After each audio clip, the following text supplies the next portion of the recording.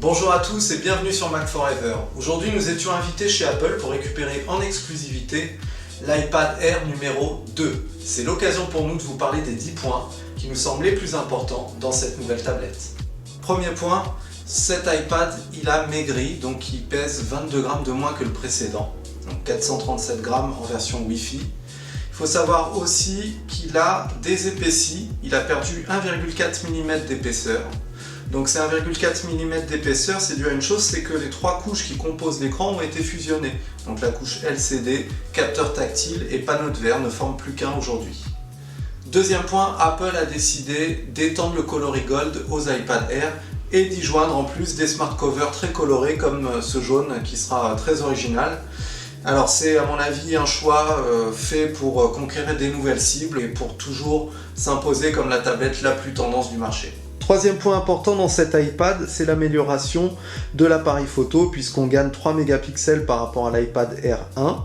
On arrive donc à 8 mégapixels, même si c'est le même chiffre que sur l'iPhone 6 par exemple, ça n'est pas du tout les mêmes capacités puisque le capteur n'est pas le même, n'est pas aussi puissant. On a la fonction slow motion qui existe, on est là à 120 fps, c'est l'équivalent d'un iPhone 5 quand on fait un ralenti en vidéo.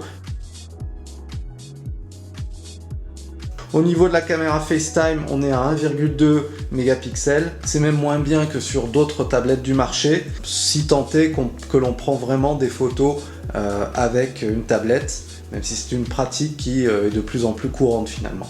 Point très important, cette tablette est équipée d'un processeur qui est beaucoup plus puissant que le précédent. Aujourd'hui, on a le A8X sur l'iPad Air 2, qui est même plus puissant encore, puisque c'est une version améliorée du processeur qui équipe l'iPhone 6 et iPhone 6 Plus.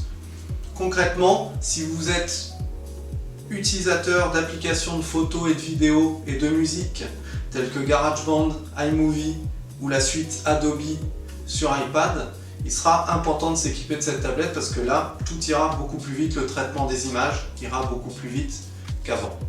C'est désormais Touch ID qui vous permettra de lancer ou de débloquer votre iPad et donc de protéger vos données. En plus, il y a beaucoup d'applis qui fonctionnent déjà avec ça, comme par exemple Evernote. Alors une fonction qui est appréciable mais qui n'est pas liée à l'iPad Air, c'est le fait de pouvoir émettre des SMS et également des appels téléphoniques depuis un iPad grâce à iOS, donc 8.1.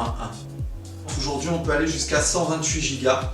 Ce qui est nettement plus adapté à la consommation que l'on fait aujourd'hui sur tous ces appareils. Alors comme vous pouvez le voir, le bouton Mute et Lock ont disparu du côté droit haut de l'iPad.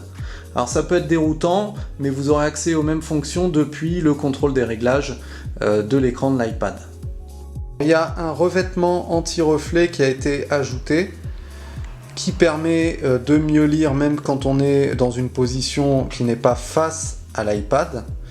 Mais honnêtement, il y a encore beaucoup d'efforts à faire à ce niveau sur l'iPad pour que l'on puisse par exemple continuer à lire lorsqu'il y a du soleil, dès qu'il y a un peu de lumière. Alors on a toujours une résolution qui est excellente, on est à 2048 x 1536 pixels.